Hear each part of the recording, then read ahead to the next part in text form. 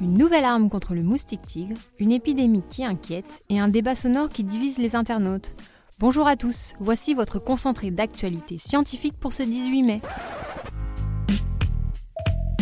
La différence entre l'homme des cavernes et nous, c'est le résultat de la science. Et ce n'est pas une opinion, c'est de la science. Notre monde n'est pas si moche. Une société a créé une nouvelle arme contre le moustique tigre, un piège n'utilisant aucun insecticide. L'invention de la firme Kista fonctionne en libérant du CO2 pour simuler la respiration humaine ainsi que des leurres olfactifs. Attirés, les moustiques sont ensuite piégés au moyen d'une cheminée aspirante. L'invention a déjà fait l'objet d'une expérimentation qui a abouti à des résultats prometteurs. Des chercheurs ont révélé une découverte préoccupante pour notre planète. Ils ont mis en évidence une hausse inexpliquée dans l'atmosphère d'un type de chlorofluorocarbures, des substances dangereuses pour la couche d'ozone et normalement interdites depuis 2010. Des études supplémentaires sont nécessaires pour comprendre l'origine de ces émissions. Un zoo américain a dévoilé une impressionnante vidéo.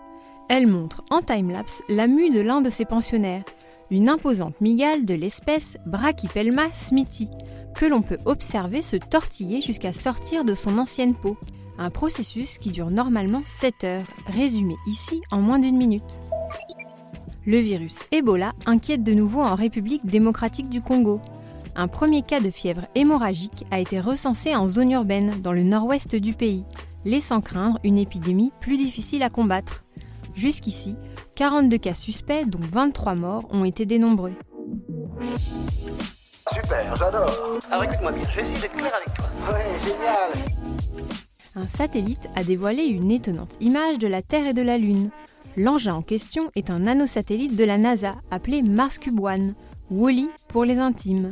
Il a capturé le cliché alors qu'il se trouvait en direction de la planète rouge, à 1 million de kilomètres de nous, donnant à notre planète un aspect de simple et minuscule point bleu. Au Kenya, les poissons sont sous la proie d'une menace inattendue, les excréments d'hippopotames. La rivière Mara est en effet peuplée de milliers de ces animaux qui libèrent chaque jour 9,3 tonnes d'excréments selon une nouvelle étude. Des déjections qui nourrissent les écosystèmes, mais qui, en trop grande quantité, ont aussi le fâcheux effet d'asphyxier les poissons.